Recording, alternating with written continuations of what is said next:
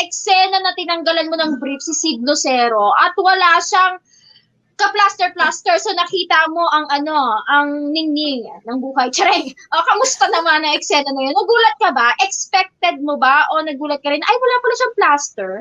Hindi ko ina-expect kasi si Sid Lucero, first time ko siya makawork. So, akala ko kapag ganyan na parang Sid Lucero, diba? Parang sobrang famous niya na artist, tapos sobrang galing niya sa craft niya. Akala ko naka-plaster talaga. So, nung nagulat ako.